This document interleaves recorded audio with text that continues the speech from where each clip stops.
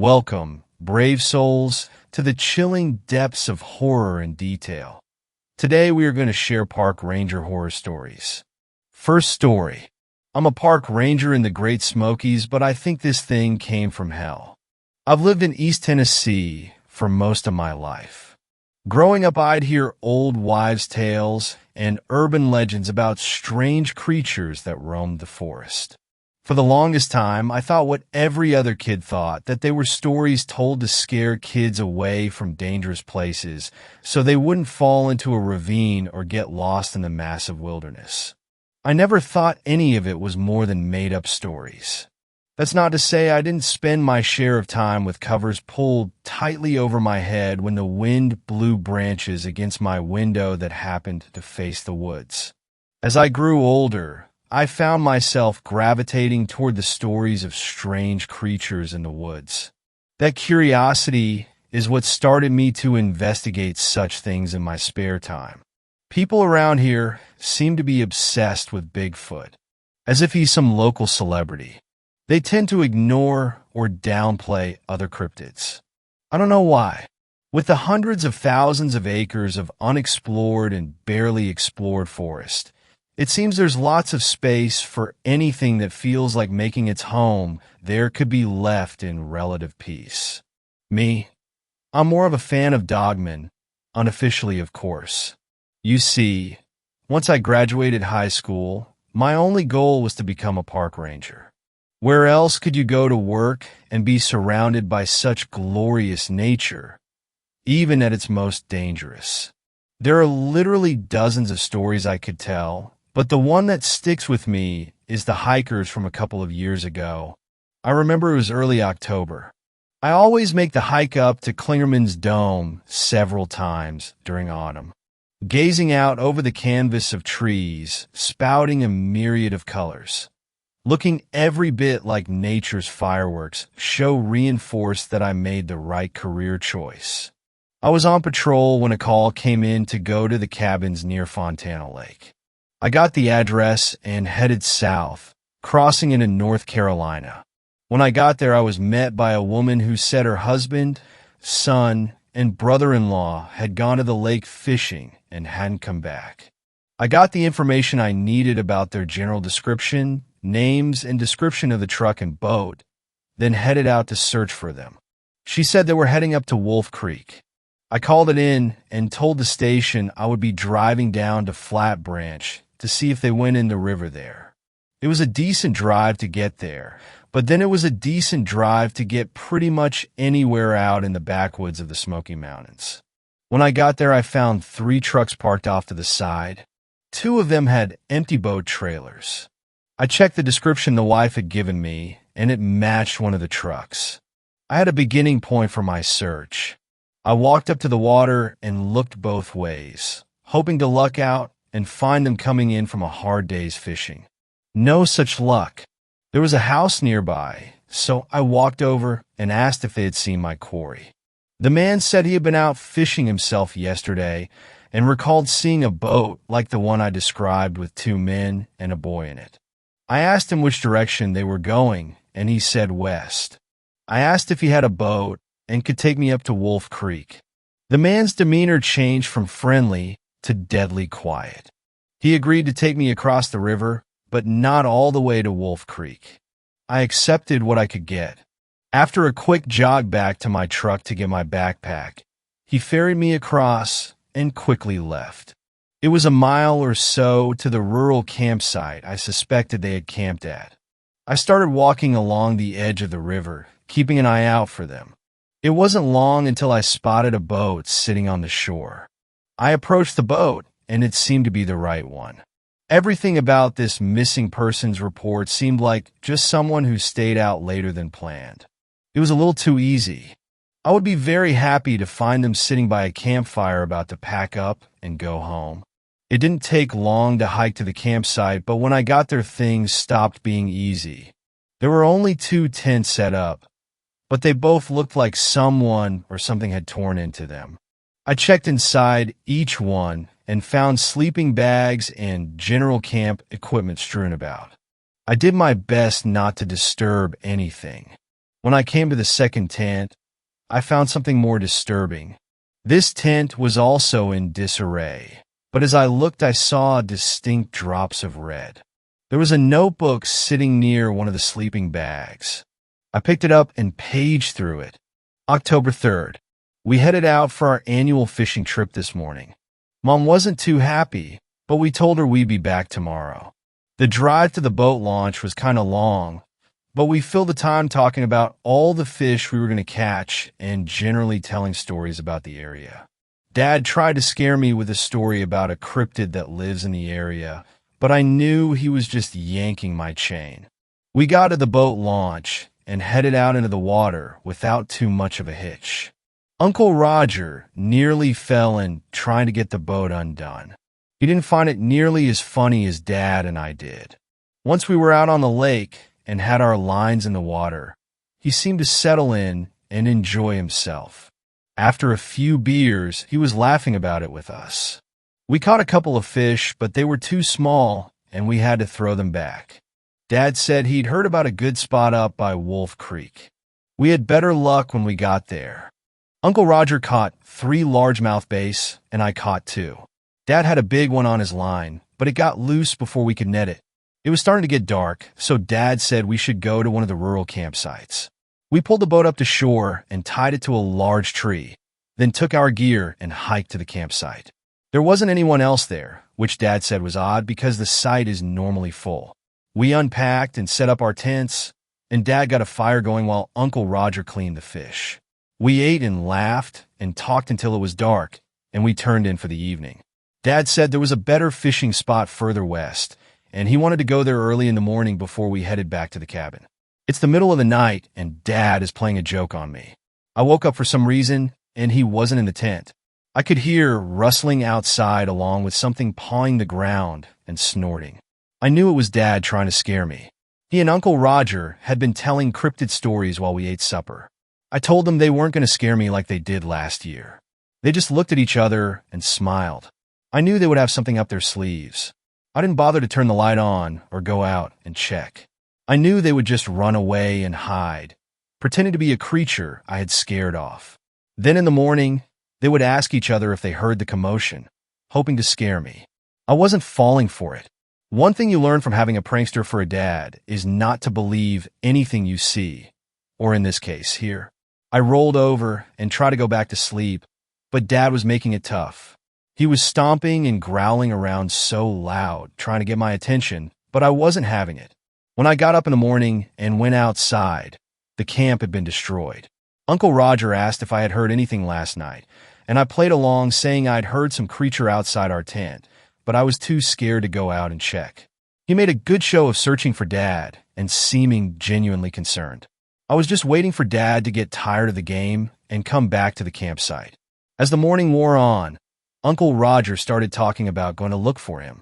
I wanted to tell him I hadn't fallen for their little prank, but didn't want to spoil their fun. When noon rolled around and Dad wasn't back, I started to get worried. Maybe he had fallen and hit his head on a rock or something. Uncle Roger was beside himself. He told me he would have already gone looking for Dad, but didn't want to leave me alone at the camp. We decided to go look for him. Uncle Roger found what looked like a scuffle, and we headed off in that direction. He told me to stay right with him as we struggled through the forest looking for any sign of Dad. I was starting to doubt that this was a prank. I was getting worried about Dad. The further we went, the more I realized how wrong I'd been. I wanted Dad to jump out and scare me just so I'd know he was okay. We walked around for hours, searching for him, but we couldn't find him. I was beyond worried now, and I could tell Uncle Roger was too, but he didn't let on. He just kept saying Dad was probably already back at the campsite now. When the sun started sinking low in the sky, we gave up our search and headed back. Twice, we lost our way and had to double back to get to the site. There weren't many trails out here, at least not that people had made. When we got back to the site, I ran to our tent, hoping he would be there, but he wasn't. We ate a quick supper and turned in for the night. Uncle Roger promised me he would wake me up when Dad came back. October 4th. Uncle Roger never woke me. Dad didn't come back. I said we should call for help, but he told me Dad had the only phone. We were trying to decide what to do when we heard a rustling in the woods and the birds went silent. We looked around for the source of the noise, and unfortunately, we found it. There was a thing coming toward us. It stood on its back hind legs, and its body made these loud cracking sounds like its bones were snapping into or out of place, echoing all around us. This thing was huge. I literally froze. My body refused to move as this horror came toward us. Uncle Roger grabbed me and yanked me over behind his tent. We tried to hide, but this thing saw us and let out a massive roar. We were so close I could see blood on its claws and teeth. I prayed it wasn't Dad's. "What do we do?" I said. He put his finger up to his lips. It looked over at us and then went into my tent like it was searching for something. "Come on," Uncle Roger said. We snuck away from the monster as quietly as possible. We slipped down the bank of the creek and walked downstream in the water. "Where are we going?" I whispered. "There's a bridge downstream. If we're quiet enough and that thing loses our scent, we could hide under it and hope it goes away." I focused on walking as quietly as I could through the water. The sound of the creek was loud, so I was hopeful it wouldn't see or hear us. It seemed like forever until we reached the bridge. It was a small, wooden bridge that spanned the creek, allowing hikers to pass over. There wasn't a lot of cover. We tried to wedge ourselves into the shadows at the furthest end of it. Time slowed to a standstill as I sat there on the uncomfortable rocks, shivering. Neither of us had our jackets on, and the sun had gone down, taking the warm air with it. I started to doze when I felt a nudge. I looked up and Uncle Roger was motioning me to be quiet. I was about to ask why when I heard the creak of a board on the bridge right above my head. It wasn't a steady walk of a hiker going down the trail. It was a slow, deliberate step on someone sneaking or hunting. I listened in mortal terror as the board slowly gave way to the weight of whatever was on it, one slow step at a time. As if I wasn't cold enough, my teeth began to chatter with fear. It couldn't have been very loud. Uncle Roger barely heard it and went into silent convulsions, motioning me to stop. I bit my tongue to keep the noise down and continued to listen. Only there was nothing to listen to. Whatever was on the bridge had stopped moving. It was as if it was listening to be sure it had heard something. I strained my ears to listen for any movement. When I did, I heard sniffing. The thing was trying to catch her scent. For the first time, I noticed there was a slight breeze blowing. It was blowing in the same direction the water flowed, but I had no idea which side of the bridge the creature was on. The wind could be our savior or our doom. Another slow footstep sounded like a bomb going off as the board creaked beneath it. For the briefest of moments, it seemed like it was moving away toward the far end of the bridge. I hoped and prayed that was the case as another footstep sounded, then another. I breathed a silent sigh of relief as I heard it step off the edge of the bridge and onto the trail. My relief was short-lived, though, as I saw a face peek around the corner and peer under the bridge. I froze in terror as this thing that looked like a giant monstrous dog walking on its hind legs snuck around the corner of the bridge and dipped its feet into the water. It sniffed the air and poked its snout into the shadows under the far side of the bridge. Coming up empty, it turned its focus to the side of the bridge where we were hiding. Daylight had faded to dusk. There was precious little light to see by. That was our only saving grace. The shadows were darker here, making us nearly invisible. But that was rapidly ending as the beast approached. My mind was vapor-locked. I had no clue what to do. Running would just give us away more quickly. It was looking like our only choice was to die. At that moment, I was 100% sure of what had happened to Dad. Hot tears streamed down my cheeks at the thought of my father being torn apart by this monster. As I prepared to die, I felt Uncle Roger lean over a little closer. He was right in front of me, and it was hard to see the monster. I saw his hand move down toward the ground and pick up a stone the size of his fist. I knew right away what was happening. He was trying to shield me.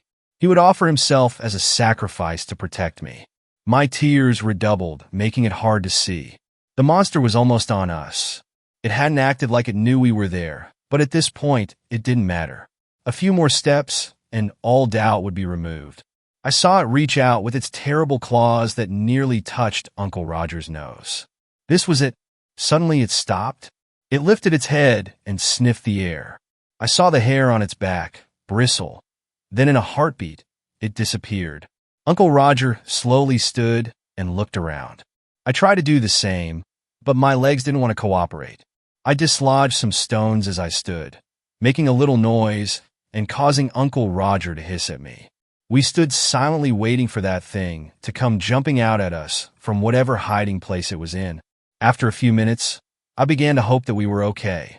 Uncle Roger led the way back to our camp. He said we should change into dry clothes and get a little rest. It felt so good to be warm again. I snuggled up in my sleeping bag and wrote this message so that if we don't make it, someone would know what happened. I hope my dad was as lucky as we were. I read through the entire message, then went back and reread the description of the creature. If it was what I thought it was amazing they were still alive. Knowing what I was tracking put me on guard and made me wonder if I was being hunted right now. If it had intentionally left things lay so it could ensnare another victim. I didn't have much hope of finding them, but I would look anyway. I started with the tracks in the camp, specifically the ones around the tents. It seemed like the boy and his uncle had gone towards the creek. The creature's tracks went that way too.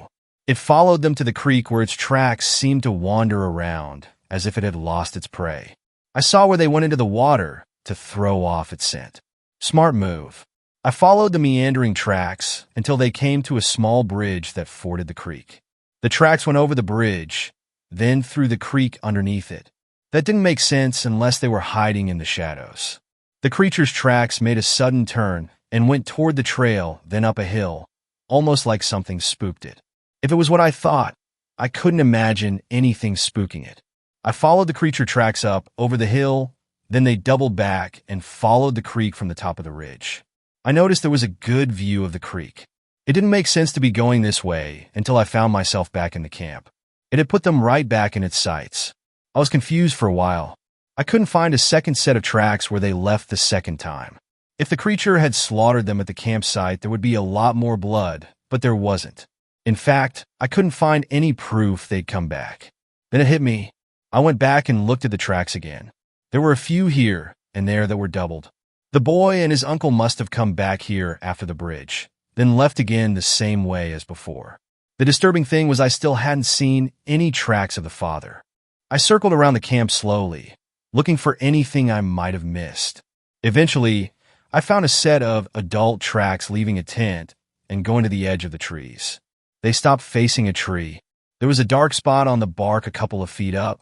This had the earmarks of a late-night bathroom break. But the confusing thing was the tracks never returned. Like he had stopped there to relieve himself, and then just disappeared. I searched all around the tree when I made a startling discovery. There were flecks of blood farther up on the bark. I circled out further from the tree and found my terrible discovery. Tracks of the creature with drops of blood beside it. My marrow turned to ice at the implication. I followed my new trail, hoping I wouldn't find what my mind was telling me I would. I tried to report to the station on my radio, but strangely all I got in response was static. I knew there were areas out here that didn't get good reception, but I didn't think this was one of them, right near a posted campsite just off a trail. I decided I would try again later. I adjusted my backpack and started off after my prey. As a precaution, I pulled out my sidearm and made sure it was loaded. It seemed like a silly thing to do, but when dealing with a dangerous alpha predator, it's best to make sure you're ready to shoot. My hand shook a little when I put my gun back in its holster. I knew this was dangerous. I knew it would be just as easy to go back to the station and let search and rescue take care of it. But I also knew that there was a man who was in the clutches of a deadly creature, and he was losing blood. I didn't have time to waste. I followed the tracks as best I could through the brush and fallen trees. I would lose the trail, sometimes only to pick it up again when I found a few more drops of blood. The tracks ran along the base of the hill heading west until it came to a stop. It was right in front of a mountain. I looked all around, but the trail had disappeared. Finally, in desperation, I looked up and noticed a cave partway up the mountain. I thought about going up there, but was unsure. That could be the home of this creature, or it could be the home of a dozen other animals, none of which would appreciate me storming into their living room unannounced. After another thorough look around the area, I decided it was likely where my prey had gone. Clouds had been rolling in all day, and now decided they were done playing nice. The rain began slowly enough, but was soon coming down in sheets. The cave was looking better as I covered my eyes and tried to see where I was going. It was raining so hard I couldn't see the cave anymore.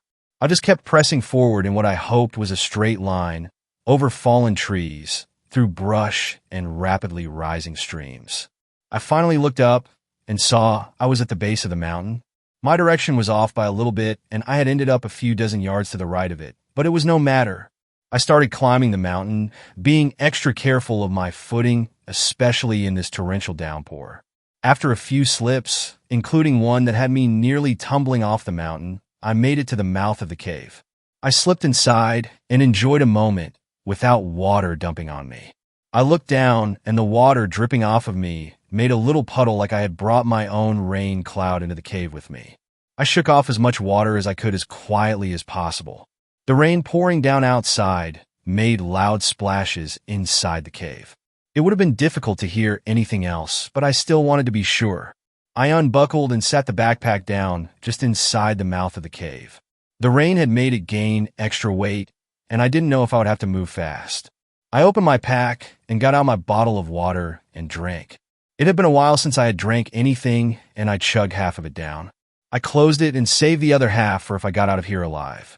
With that happy thought rattling around in my brain, I stowed the water bottle back in my pack and pulled out a small flashlight.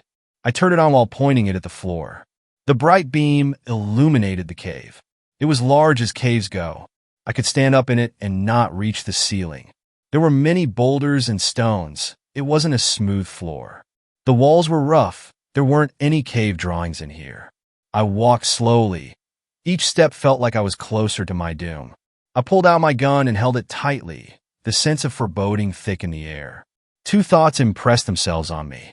Firing a gun in here would probably deafen me, and the stench was horrific. It smelled like an open sewer in the middle of August. As I crept deeper into the cave, the sounds of the rain diminished, replaced by an eerie silence. I could hear the step of my feet, my breathing, and my heart pounding.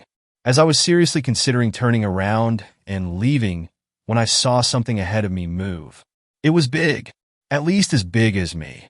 I dove against the wall for some cover, forgetting that I was holding a bright light in my hand, so it didn't matter if I tried to hide as long as the light was on. I pointed it at the floor, but didn't turn it off. I heard a shuffling sound, getting closer. I was tempted to turn off the light, but giving the edge to this creature was not a good idea. It already had the home field advantage. I heard it sniffing, but I couldn't see it yet. I decided to find out more by bringing my light up and shining it deeper into the cave. I got the shock of my life when my light landed on the creature, and it was only a few steps away.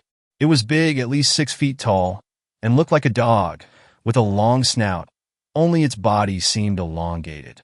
It stood on its hind legs and had hands attached to muscular arms. Overall, it looked like a nightmare. Second story. My little girl got lost on a field trip to a national park. The child the Rangers returned to me was not my daughter. I recall almost word for word the telephone call which had informed me that Lainey had disappeared. Her teacher, calm, unbearable, all saccharine platitudes and reassurance. My own voice fraught and strangled with an instant and instinctual panic. At that time, I had only just emerged, inwardly bruised and outwardly haggard, from a 2-year custody battle with my ex-husband, who had dogged me through the courts not out of any particular interest in Lainey, whom he had always handled with a stranger's cold unfeeling, but to harangue me to the point I felt half mad, my penance for refusing to yield to the man's more violent torments. Our daughter was the only beautiful thing that I had gleaned from our decade together, and I cleaved to her, my prize, my love, with such ferocity that each time I dropped her off at school in the morning, I would sit in the parking lot and shake with a passionate dread of anything happening to her in the hours she was not in my care. All parents know the power of imagined horrors. The kidnapper idling on every corner in the sinister white shell of a van, the teacher alone in a vacant classroom, the husband with quick and vicious fists loitering at the school gates to whisk the unwitting child away. All these things and more cavorted my mind in a grim and raucous glee as I answered the call from Lainey's teacher, knowing with the psychic sureness of any mother that something was wrong. "It's all right, Miss Cameron," said Miss Paxton, whom I'd always found to be an insipid and distinctly useless character. I'm sure Lainey just wandered off and got a little confused trying to find her way back to the group. The park rangers are all out looking for her. I'm sure she'll be found in no time at all. It was all I could do not to scream a dozen accusatory questions down the line. How could you lose her? Isn't it your job to take care of the class? Don't you know that there are savage animals and deep water and steep drops out there in the wilderness? Haven't you thought about that the way I have, agonized like I have, suffered and yearned to save the innocent from all the colors of horror in the world? She's only 10 years old, for God's sake. I snapped through gritted teeth. She must be terrified. Yet even as I said it, I knew the most dangerous thing was that Lainey wouldn't be frightened at all. She had always been a placid, adventurous child, undeterred from her exploratory whims by scratches and bruises, nor by being separated from me or any other guardian. I recall losing her in a shopping mall at the heights of the festive season, finding her, after 3 hours of tearful searching, by a water fountain, tossing nickels she'd found in one lint-filled pocket down into the verdigris depths. "Hi, Mom," Lainey had said, her blonde eyebrows raised with a cool, adult surprise at my distress. "I'm making a wish. Think it'll come true." Through luck and my meticulous care, nothing truly terrible had ever happened to my daughter. No wonder, then, that she could not conceive of herself at the center of such an event. Disaster was, to Lainey, a distant fairy tale, the Rumpelstiltskin that only came for other children of another time. Yet these ills had indeed now taken her, and as I languished by the phone awaiting another call, I pictured 1,000 scenarios, each more sickening than the last.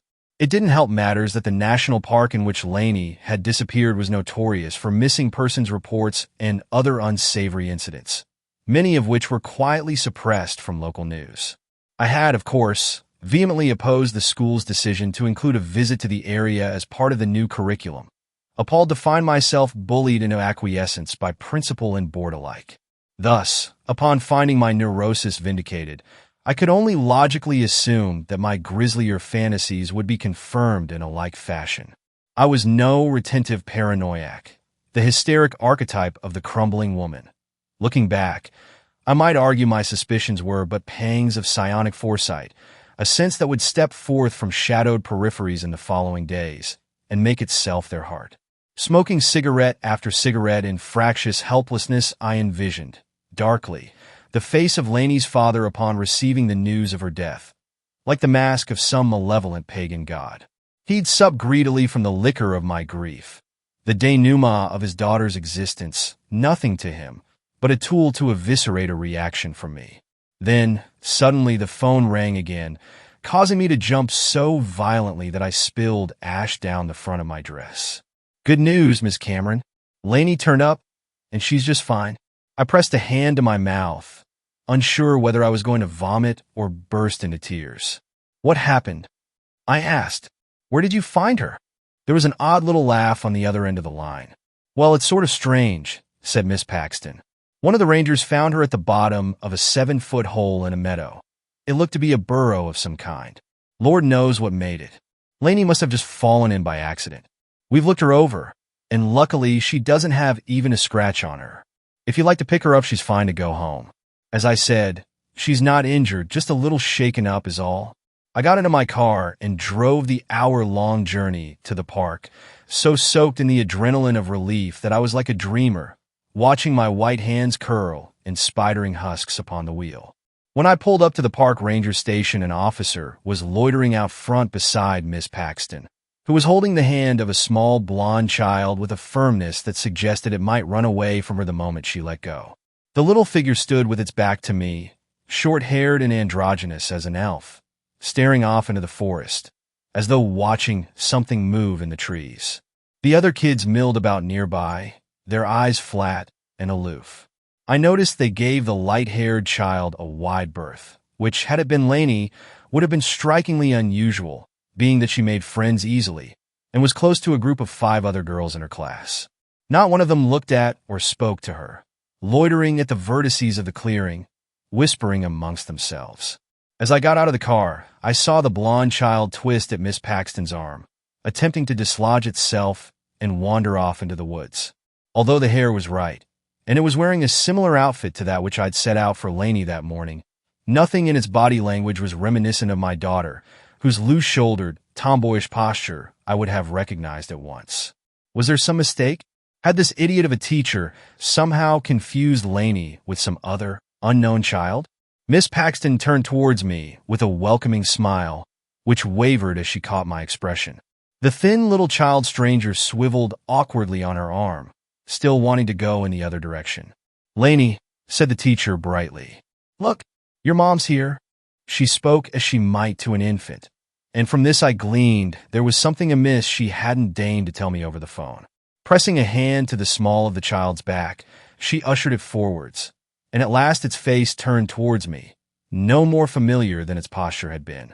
I suppose the girl looked enough like Lainey that anyone might mistake them at a passing glance, but that was all. This child's eyes were spaced further apart, the mouth small and cruel, the nose thinner, and missing the aquiline shape she inherited from me. It was as though Lainey's own face had been drawn from memory, and a poor one at that. Cousins they could easily be, but the same child they were not, and I was amazed that the teacher that saw her 5 days a week could possibly think them identical.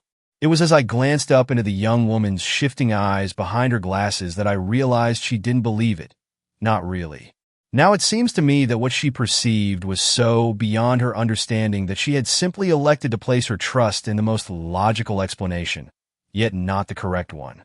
Then, however, I merely assumed that she was lying to me for some nefarious purpose, and found myself coolly unsurprised. The world had always seemed set against me and my daughter. Why, then, would the person entrusted to care for my only child be any different?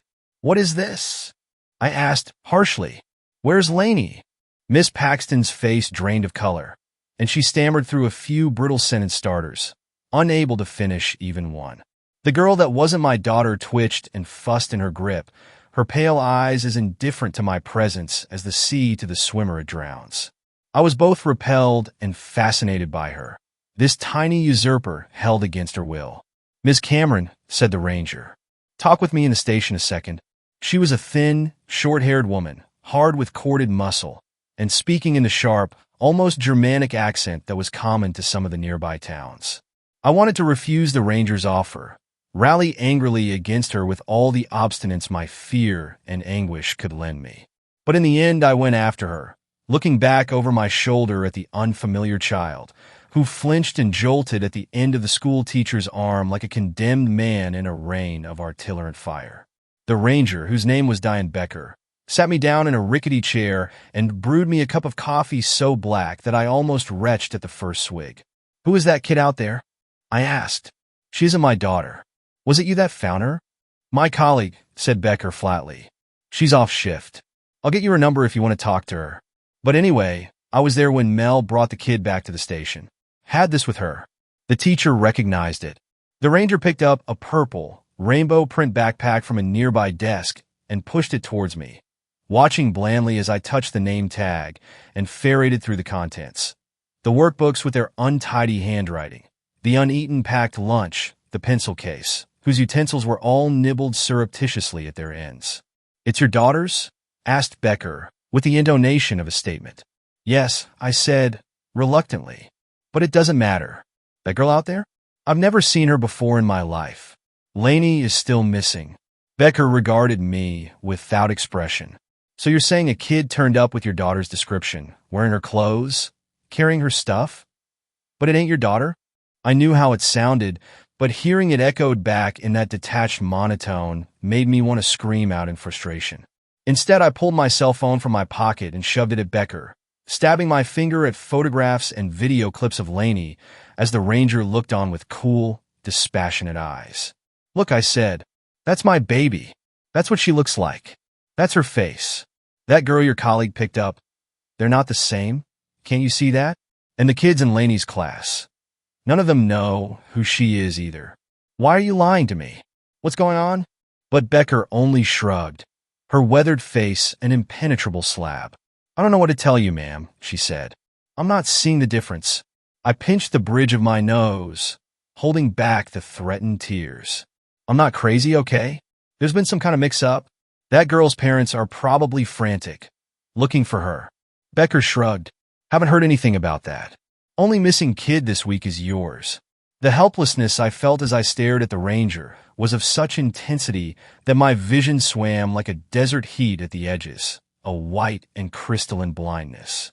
Becker clearly noticed something amiss in my face, for she shoved the cooling coffee cup towards me and placed a coarse palm on my shoulder. If you think something's wrong, maybe you ought to take the kid to a doctor, she said gently.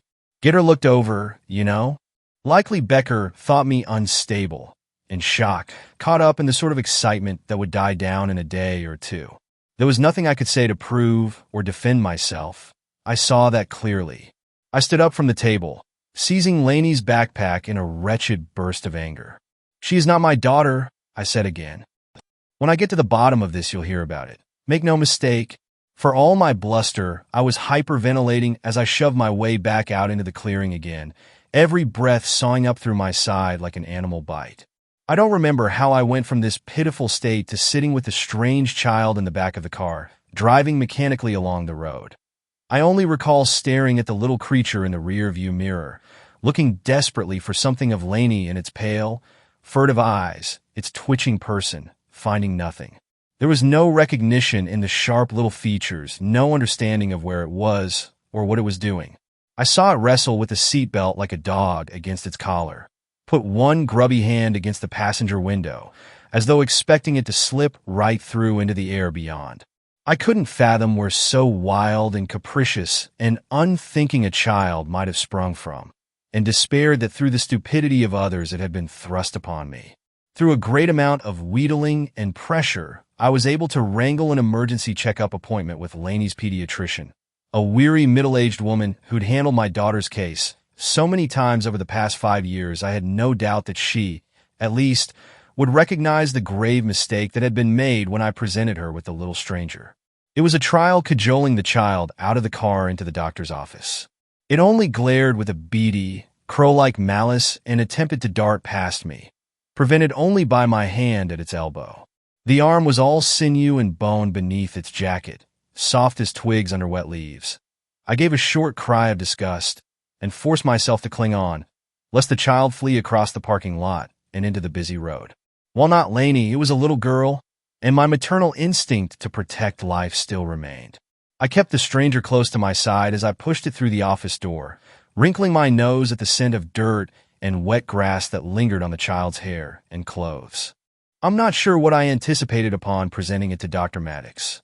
Arched eyebrows, perhaps, asking where Lainey was, if I was caring for a young relative for the day. Yet there was no such surprise, only the usual greeting and tepid professionalism with which she carried out every appointment. As per my request, she enacted a full-body examination, including of the teeth. I had some notion from true crime media that the identity of the stranger might be unearthed that way. The child was obstinate throughout, not with aggression so much as an aversion to touch, writhing about with a lithe, ferrety determination. I dithered, unsure whether to feel embarrassed or disconcerted. The doctor seemed unsurprised by the display, however, going about her work with prosaic method.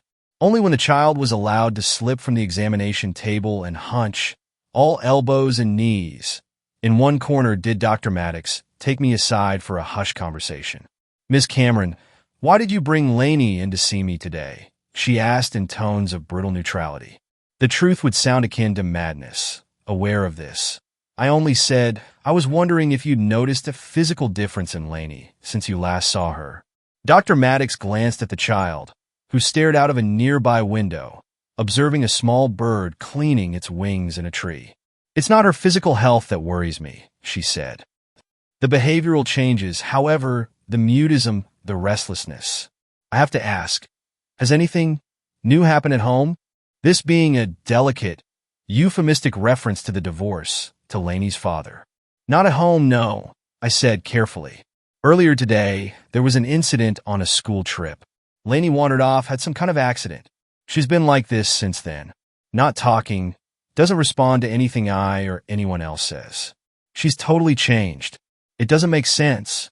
Dr. Maddox made a sound of gentle understanding, and in it I lost all hope of support, of being heard. Sometimes it's the little things that trigger a reaction that's built up from earlier incidents, she said. A delayed reaction. It may seem sudden, but all things considered, it makes sense. I can recommend a psychologist to look into this better than I can. I imagine the child crouching, silent and unpleasant as a hobgoblin, while I was pressured into lying to another clueless professional. No, I said. No, thank you. Not today. Ignoring the concern in Dr. Maddox's eyes, I turned to the stranger we were pretending was Lainey. Inexplicably, it struck me that perhaps it was not even a child at all, an unsettling thought, bidden from the oddness and mystery of the circumstances, yet one that lingered, all the same. Come on, I said to it in a hoarse voice. The child's head twitched, but it only continued its watch of the window, its thin mouth slightly ajar. Then, as I reached towards it, the head turned, and I thought for one hideous moment that it was going to bite my arm with its perfect little teeth. I froze, not knowing what to do, too frightened and too appalled by the thought to strike it, too stunned to move away. At last the child stood, and when I stepped towards the door it followed, allowing me, with a short twitch, to take its clammy hand, little though I wanted to. It was in the parking lot that I had my first truly unkind thought towards the stranger.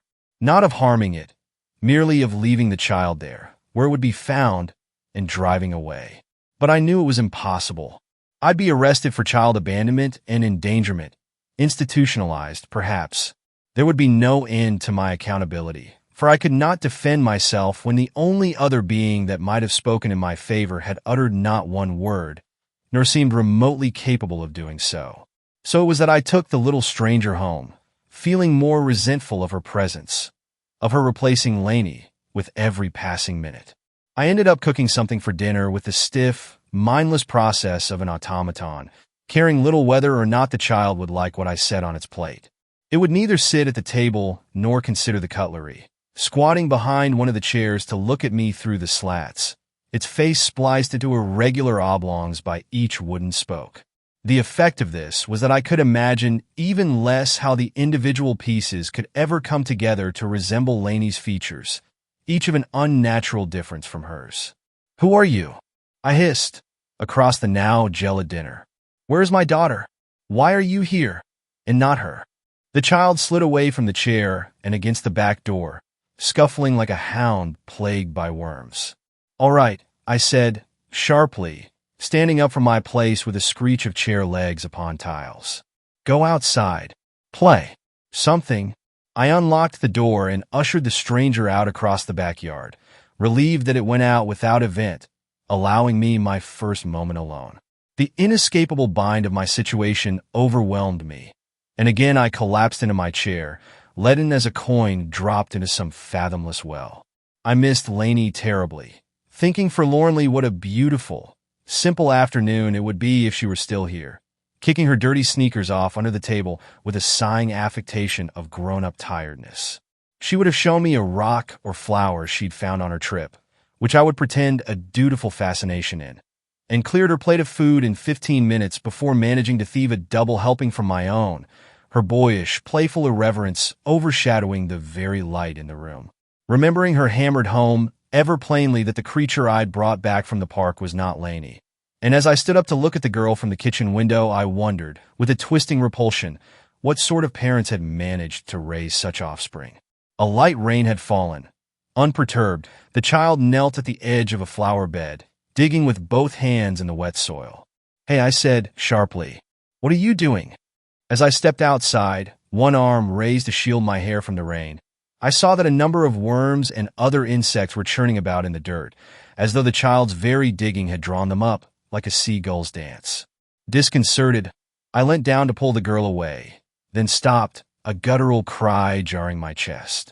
The child was shoveling handfuls of the infested soil into its mouth, stones, weeds, and clods of earth alike vanishing into the greedy pit of its throat.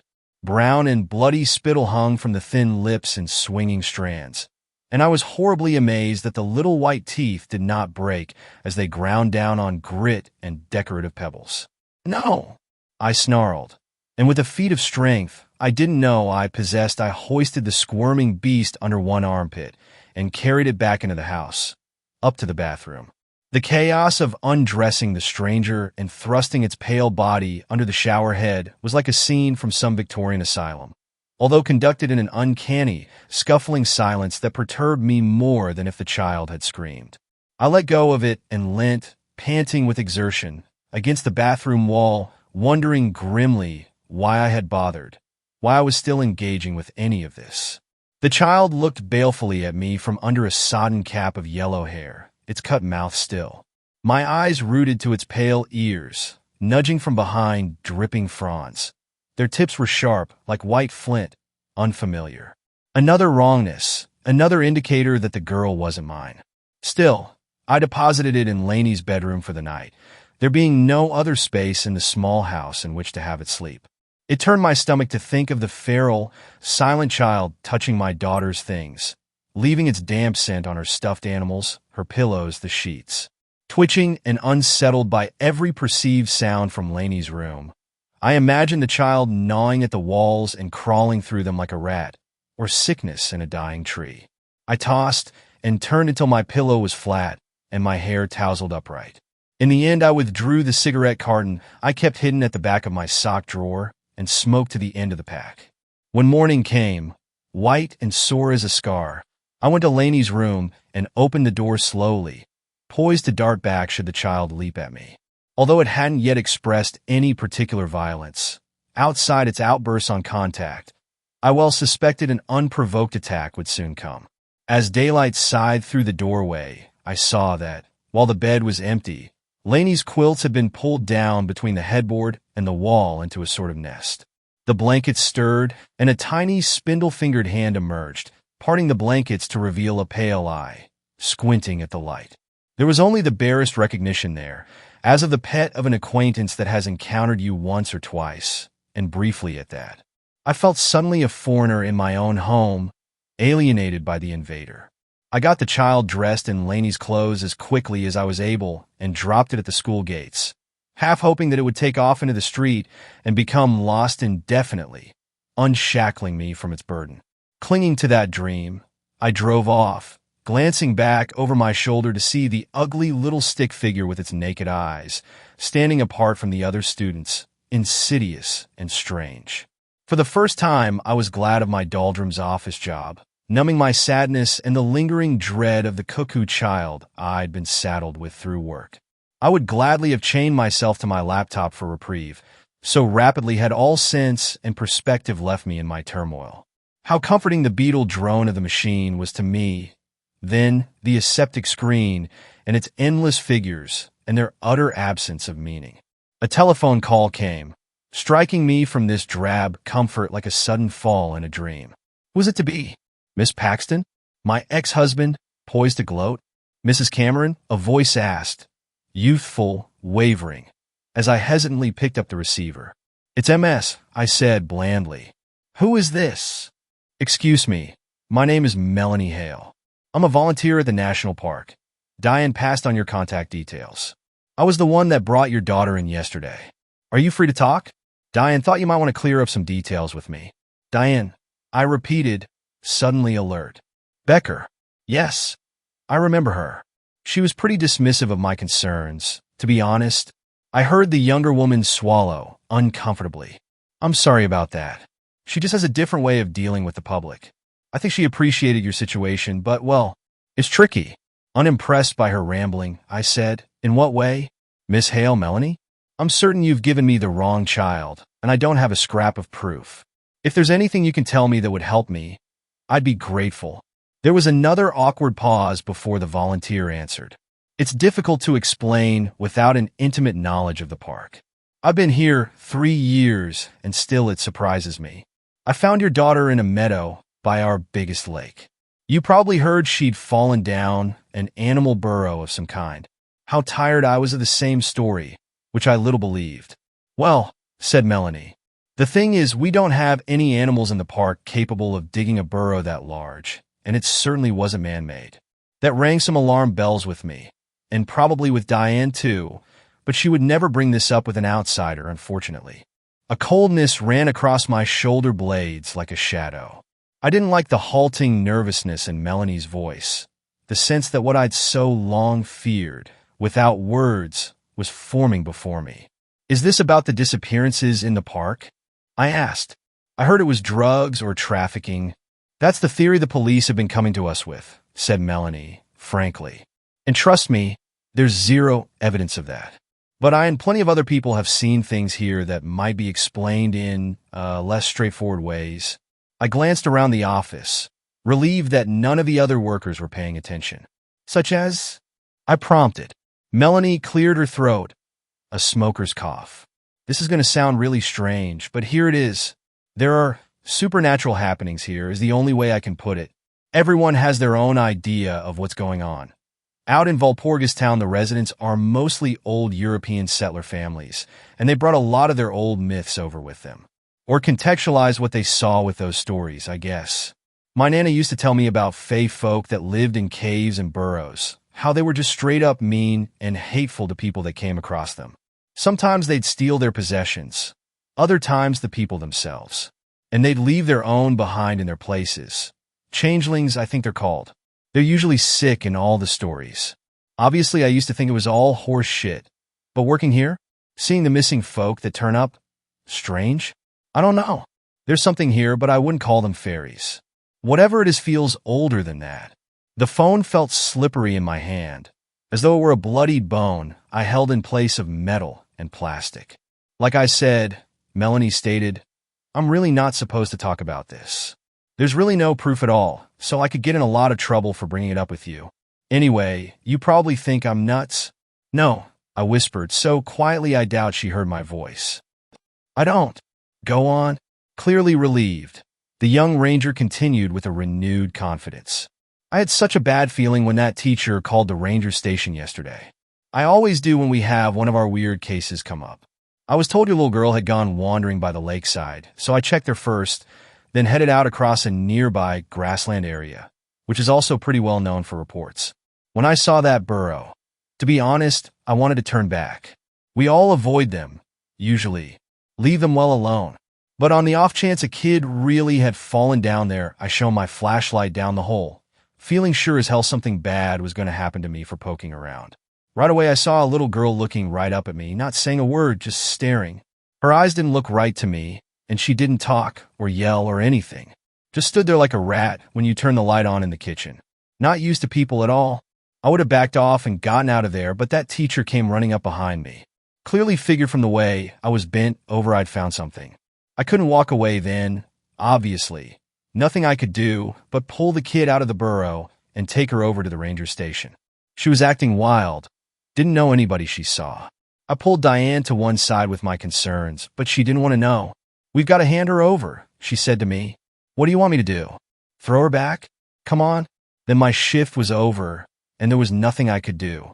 I was up all night thinking about it. I don't know if I'm even doing the right thing calling you to tell you all this. You are, I said. You did.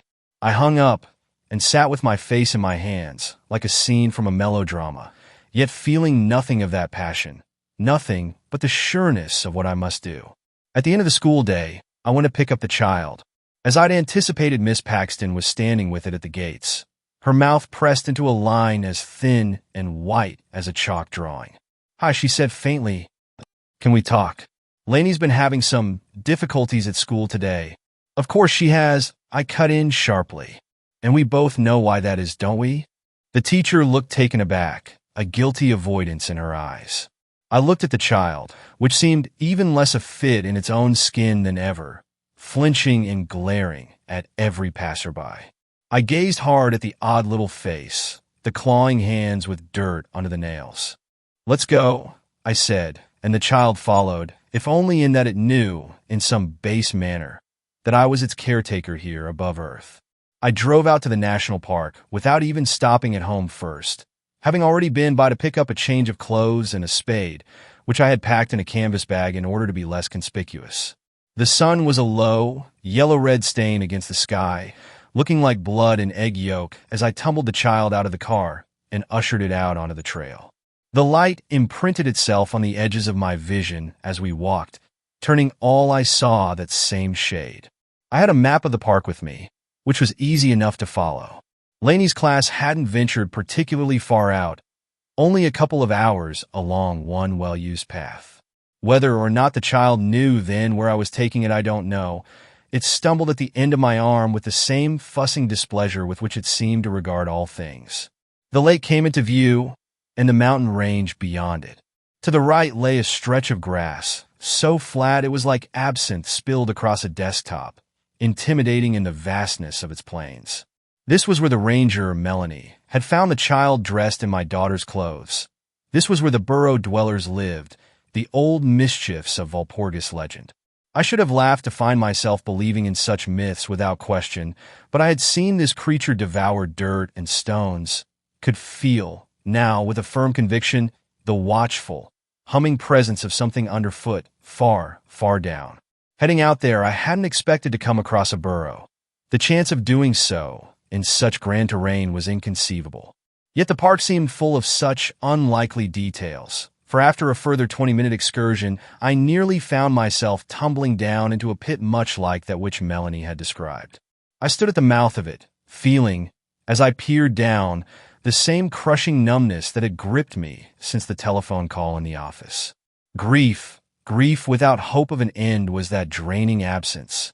And yet it was through that very hope that I was there. "Look," I said to the child, "that's where you came from. I want you to go back down there and give me my daughter." I don't know why I thought it would understand me. Its white-blue eyes were lifeless but for the captured flare of the sun, its mouth slack, speechless. The young ranger had said the burrower dwellers left their sick in place of the people they took. This creature was surely one of them, insensible to anything that was said to it. That, or like any animal, it only heard my voice as a series of meaningless sounds. Either way, it could not respond to me, could not give me what I asked for.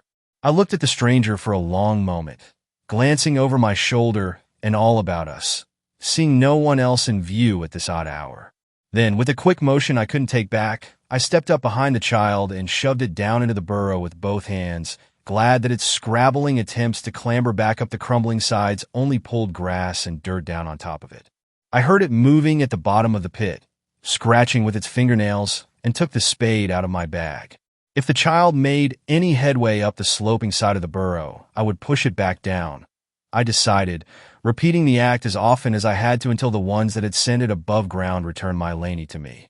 Surely they had her, still, I told myself, had kept her like a pet in their warrens, a thievery that might be reversed.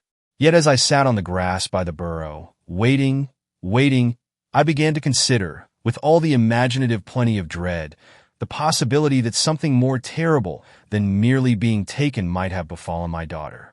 As night fell, and the cold, and the dark, and the silence provoked me, I at last began to wonder if the young ranger and I had been mistaken.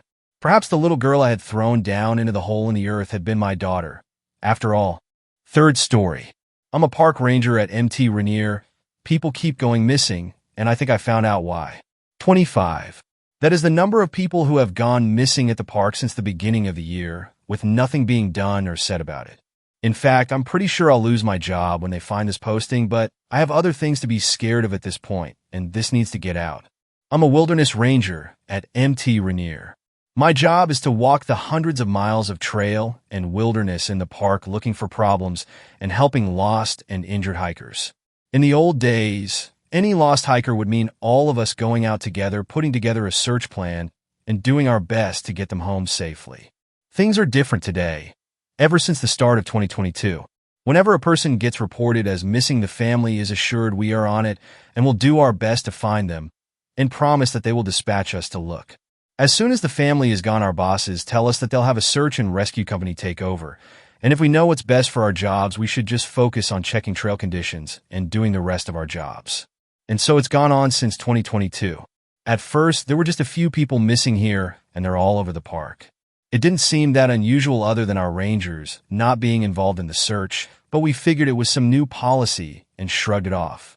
More people started disappearing as the year went on, making all of us wonder what was going on and why it had been made clear to us we should keep our mouths shut. Personally, I figured it was just a combination of bad trail conditions from a rough winter, an influx of inexperienced hikers, and the Park Service trying to avoid looking bad when we needed more funding. Until last Thursday. It was an overcast day, and I was walking along the trail up to Ipsit Pass in the Carbon River area, humming quietly to myself to pass the time and wondering how far up I would go before I had to put on crampons when I saw it. Off to the side of the trail, maybe 50 feet into the forest, there was an odd light on the forest floor. At first, I thought the light was just a reflection off of water or some trash someone had left, but as I moved closer, the light didn't fade or change. It just stayed steady. Maybe it was a lost flashlight? I had walked this trail dozens of times and never noticed it before. I knelt down, taking my pack off, and saw that the light seemed to be coming from just under the dirt. For some reason, I felt uneasy. I looked around to see if anyone else was nearby on the trail and saw no one. Shrugging, I reached into the dirt to poke at the light and see what it was. Poking around, I found the corner of a slightly open trapdoor that was at most only a foot wide on each side. It was camouflaged nearly perfectly. If it had not been left just barely ajar with the light exposed, there is no way anyone would have seen it from the trail. I kept opening it, feeling uneasy, but hoping it was some sort of buried seismometer, or at worst maybe some hiker's idea of a good place to cache food and water for a long trek. Instead, I found the opening to what appeared to be a small burrow of sorts with an electric camping torch at the corner. I shoved my head down to look inside. The space was small, with enough room for one person if they didn't mind contorting themselves. On the walls of the burrow were dozens of Polaroid photos of people hiking. All of the photos seemed to have been taken very low to the ground. The photos were from all over the park, many dozens or more miles apart. Most of the photos I didn't recognize, but among them I saw a few that I knew for a fact were hikers that had gone missing over the last year. Then my heart stopped. I saw a photo of me hiking along the Ipsit Pass trail around a half hour ago. Crack! I heard a twig snap somewhere around me. I took my head out of the burrow and started running down the trail the way I came. I didn't look back or stop until I got to the wilderness cabin near Ipsit Campground. I locked and barricaded the door and waited until another ranger showed up the next morning, not sleeping a wink. I asked him to walk back along the Ipsit Pass trail with me. He was annoyed that I wouldn't say why but agreed. We spent an hour looking, but couldn't find any sign of the burrow. I asked for some time off right afterwards, and my manager seemed very suspicious and demanded to know why. I made up some excuse about my family and didn't tell him or anyone else what I saw. For some reason, I knew that telling them would at best end with me losing my job. I don't know who or what made that burrow, but I think it's taking people at Rainier, and for some reason the government is covering it up. I wish that was the end of the story, but it's not. This afternoon, I saw something glinting from within the air vent on the floor of my kitchen. I thought maybe my cat had stuck another toy in it. I took the grating off the vent to take the toy out. Instead of a cat toy, I found a Polaroid photo, taken low to the ground, of me making breakfast this morning. Thanks a lot for watching the video till the end. Subscribe to our channel Horror in Detail. Drop your opinions/suggestions in the comment section and like the video as it helps with the YouTube algorithm.